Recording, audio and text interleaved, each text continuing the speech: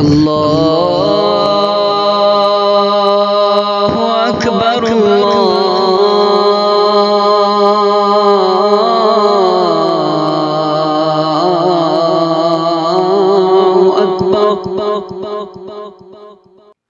السلام علیکم ورحمۃ اللہ وبرکاتہ۔ بسم اللہ الرحمن الرحیم، حامدا ومصلیا ومسلما اما بعد۔ ناظرین کرام، آپ سبھی کا ہمارے چینل میں خیر مقدم ہو۔ جی دوستوں، جیسا کہ ہم نے گزشتہ کلاسوں میں پڑھا حروف ہوائیہ اور اسی طرح حروف حلقی۔ حروف ہوائیہ یعنی وہ حروف کے جو منہ کے خلا سے ادا ہوتے، حروف حلقی یعنی وہ حروف جو حلق سے ادا ہوتے ہیں۔ لہٰذا ان دونوں لیسنز کو ہم نے پڑھا ہے، اور ایک بات میں کہنا چاہوں گا کہ جیسے کہ ہم نے حروف ہوائیہ کے لیسن میں یہ بات کہا کہ موٹے پڑھے جانے والے حروف 8 ہیں، باریک پڑھے جانے والے حروف 21 ہیں۔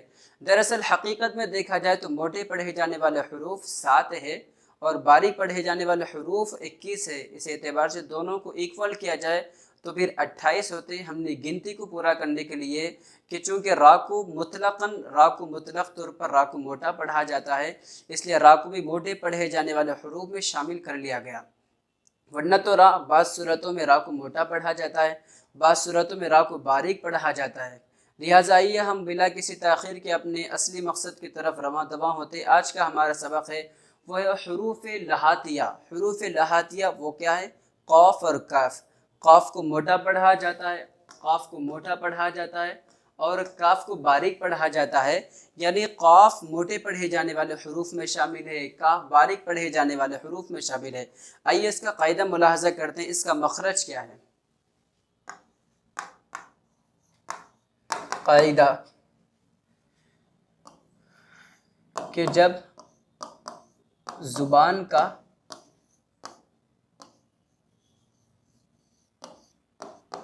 پچھلا حصہ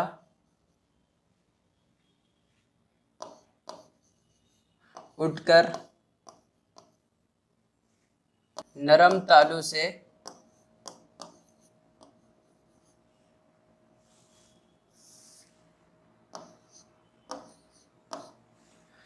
نرم تالو کو چھوتا ہے تو یہ حروف ادا ہوتے ہیں۔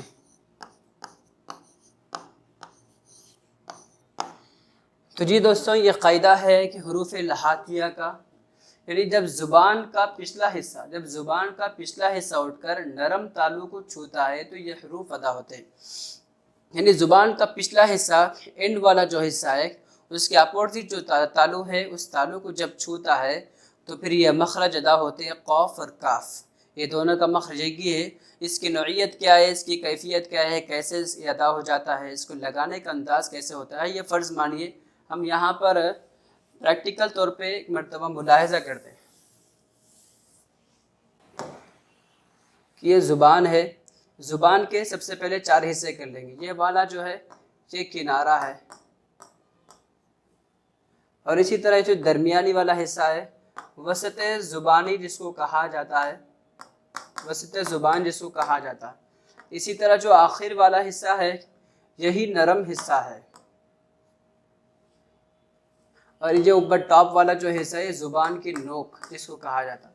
یہ زبان کے 4 حصے ہیں، یعنی یہ جو آخر بارڈر والا جو حصہ ہے، زبان کا آخری حصہ، اس حصے کو اس کے مد مقابل، اس کے اپوزٹ جو تالو ہے، نرم تالو، اس تالو سے جب ہم لگاتے ہیں تب قاف اور کاف ادا ہوتا ہے۔ یعنی قاف کو موٹا پڑھا جاتا ہے، منہ بھر کر پڑھا جاتا ہے، اور قاف کو باریک پڑھا جاتا ہے۔ جیسے دیکھیے ہمارے اوپر کے دانتوں کے بعد جو حصہ تالو شروع ہوتا ہے وہ تھوڑا سا سخت ہے، اس کے بعد مزید تھوڑا سخت ہے درمیانی والا تالو، اس کے بعد جب آخر میں ہم پہنچ جاتے ہیں تو پھر وہ جو تالو ہے تو نرم ہے۔ تو یہ زبان کے آخری حصے کو اسی تالو کے ساتھ لگانا ہے، تب جا کر قاف اور کاف کا مخرج صحیح ادا ہوتا ہے۔ درمیانی عبارت میں جہاں کہیں بھی قاف آتا ہے، 2 چیزوں کا ہم بطور خاص خیال رکھیں۔ ایک، قاف کو جب ہم پڑھتے ہیں تو منہ بھر کر پڑھے، اور دوسرا اس بات کی کوشش کریں کہ جیسے کہ یہاں پر قاعدہ ہے کہ زبان کا پچھلا حصہ اس کو اوپر کے نرم تالو سے اس کو لگایا جاتا ہے تب قاف ادا ہوتا ہے۔ جیسے قرآن پاک کا صورت ہے کہ القاریہ، سورۃ القاریہ، القاف، القاریہ، ملقاریہ، القاریعۃ ملقاریہ، قاف۔ اگر اس کو ہم یہاں پر باریک پڑھا ہے تو الکارعۃ ملکارعہ اس طرح ہوتا ہے، لہٰذا باریک پڑھنا نہیں ہے چونکہ معنی بدل جاتا ہے، قاف کو پر پڑھنا ہے۔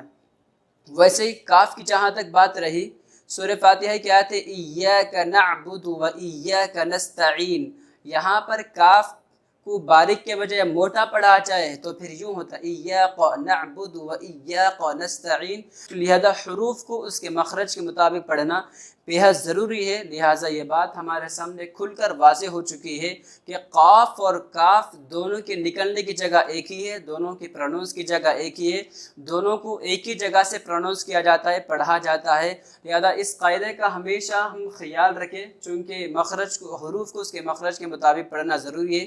جی دوستوں، آج کا ہمارا جو سبق ہے حروف لہاتیہ قاف اور کاف ہے، جس کی ہم نے آپ کے سامنے وضاحت کی ہے، امید کہ آپ سمجھ چکے ہوں گے۔